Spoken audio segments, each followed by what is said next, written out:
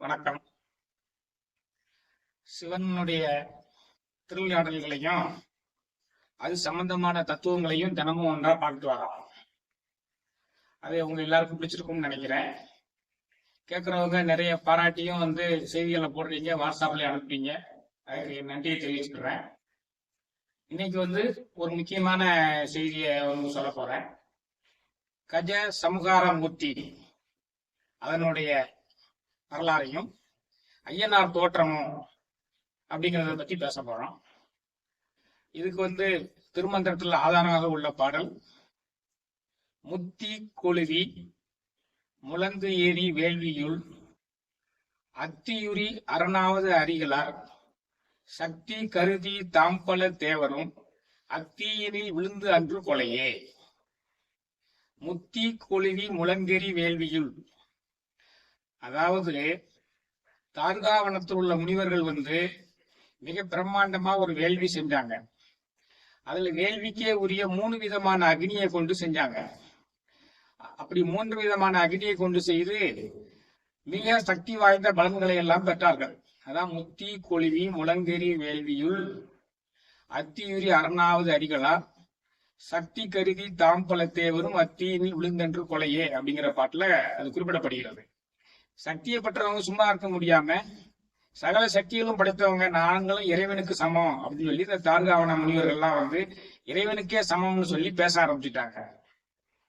இறைவனுக்கே சமம்னு பேசும் போதெல்லாம் இறைவன் ஏதேனும் வடிவில் அவங்களுக்கு நல்ல புத்தி போடுறதுக்கு முற்படுவார்னு நம்ம பார்த்துருக்கிறோம். அந்த வகையில தான் எல்லாரும் போய் இந்த தார்காவன முனிவர்களுடைய அகம்பாவமும் பேச்சும் தாங்க முடியல அப்படின்னு சொன்ன உடனே ஆதிசிவன் என்ன செஞ்சாரு, பிட்சாடனர் வடிவிலையும் திருமால் மோகினி வடிவிலையும் மாறி நம்ம பிட்சாடன் வடிவில் உள்ள நம்ம சிவன் திருமாலை போய் நீ மோகினி வடிவில் போய் அந்த தார்கா முனிவர்கள் இருக்கக்கூடிய இடத்துல போய் அவங்கள மயக்கினீங்கன்னா எப்பமெல்லாம் பெண் வயப்படுறாங்களோ அப்பமெல்லாம் அவங்க சக்தி போயிடும். இந்த பெண் வயப்பட்டு தன்னுடைய சக்தியை இழந்து மாண்டு போனவர்கள், சக்தி இழந்தவர்கள் நிறைய பேர் நம்ம ஏற்கனவே பார்த்துருக்கோம். இந்திரன் அகலியினால சக்தியை இழந்தான். ராவணன் அதே மாதிரி சீதையினால ஆசைப்பட்டு சக்தியை இழந்தான். இந்த மாதிரி நிறைய பேர் விஸ்வாமித்திரர் மேனைகளை மயங்கி சக்தியை இழந்தாரு. அதனால அவங்களுடைய தவ வலிமையை குறைக்கிறதுக்காக வேண்டி இந்த மோகினியை முதல்ல போய் சொன்னார். மோகினி போய் நீ கொஞ்சம் அவங்களுடைய சக்தியை பூரா அவங்க உங்க மேல காதல் வயப்படும் பொழுது ஆசைப்படும் பொழுது அவர் சக்தி பாதி குறையட்டும் அப்படின்னு சொல்லி போனார். அதே மாதிரி திருமாலும் மோகினி வடிவத்துல அங்க வந்த உடனே அவங்களுடைய சக்தி பூரா பாதி குறைஞ்சிருச்சு. அதுக்கு பிறகு இந்த பிட்சாடன் வடிவில் வந்த சிவன் அந்த தார்காவன முனிவர்களை கூப்பிட்டு இந்த மாதிரி நீங்க உங்களுடைய பேச்ச குறைங்க, எல்லாமே ஏக இறைவன்கிறத உணர்ந்து வாழுங்க அப்படின்னு சொல்லி நல்ல புத்தி போட்ட ஆரம்பிச்சாரு. ஆனா வந்திருக்கவங்க இது சிவன் தெரியாம என்ன செஞ்சாங்க, எங்களுக்கு அறிவுரை சொல்றான்னு சொல்லி உன்னை அழிச்சே தீர்வேன் அப்படின்னு சொல்லி அந்த வேள்வியிலிருந்து ஒன்னொன்னா அவங்களை உற்பத்தி செய்து அவரை அழிக்கிறதுக்கு முற்பட்டாங்க. முதல்ல ஒரு நெருப்பை உண்டாக்குனாங்க. வேள்வியிலிருந்து இறைவன்கிட்ட அந்த நெருப்பை அனுப்புனாங்க. இறைவனே நெருப்பு வடிவானவர். திருவண்ணாமலையில ஜோதி வடிவா தெரிந்தாரு. இந்த பிரம்மனுக்கும் விஷ்ணுக்குமே நெருப்பு அவர் என்ன செய்யும், அதை அவர் தாங்கி கையில பிடிச்சுக்கிட்டாரு. அதுக்கு பிறகு ஒரு பாம்பு அனுப்புனாங்க. அவரே ஆழகால விஷத்தையே கண்டத்துல தாங்கி நீலகண்டன் பேர் வாங்கினவரு. இந்த பாம்பு என்ன செய்ய முடியும், பாம்பையும் கையில வச்சுக்கிட்டாரு, தலையில வச்சுக்கிட்டாரு, தோல்ல வச்சுக்கிட்டாரு, மேல பூரா ஊர்ல வச்சுக்கிட்டாரு. அதை எதுவுமே யாருமே ஒண்ணும் செய்ய முடியல. அடுத்து ஒரு புலியை அனுப்புனாங்க. அந்த புலியை கொண்டு அந்த தோலை இடுப்புல கட்டிக்கிட்டாரு. அதான் பொன்னார் மேனியனே புலி தோலை அரைக்கசைக்கு மின்னார் செஞ்சடையிலே மீர் கொன்றை அணிந்தவனேன்னு சொல்லி பாடப்பட்டவர். இப்படி கடைசியில ஒன்னொன்னா அனுப்பிட்டாங்க. பிறகு மான் ஒண்ணு அனுப்புனாரு. மானையும் பிடிச்சி அடக்கி கையில வச்சுக்கிட்டாரு. பிறகு ஒரு மழு என்ற ஆயுதத்தை அனுப்புனாங்க. அதையும் ஆயுதமா கையில வச்சுக்கிட்டாரு. பிறகு முயலகன் அப்படிங்கிற ஒரு அரக்கனை அனுப்புனாங்க. அந்த அரக்கனையும் அடக்கி கால் கட்டியில போட்டு மீச்சுக்கிட்டாரு. இப்படி அவங்க சக்திகள் பூரா இதுலயே விரயமாகிட்டே வந்தது. கடைசியில என்ன செஞ்சாங்க, எப்படியும் இவரை இந்த பிட்சாடனை அழிச்சே தீரணும்னு சொல்லி ஒரு மத யானையை ஏவுனாங்க. இவர் என்ன செஞ்சாரு, இந்த பிட்சாடன் வடிவத்தில் இருந்த சிவன் மத யானையினுடைய வயிற்றுக்குள்ள போய் தாண்டவம் ஆட ஆரம்பிச்சுட்டாரு. அந்த யானைக்கு வந்து வலி தாங்க முடியல. ஆதி சிவனே உள்ள போய் நடனம் ஆடுனா அந்த யானையால தாங்க முடியுமா? தாங்க முடியாது. அது என்ன செஞ்சது, உடனே வலி தாங்க முடியாம இந்த சம்பவம் நடைபெற்ற இடம் வந்து திருவள்ளுவூர் என்று சொல்லப்படக்கூடிய இடம்.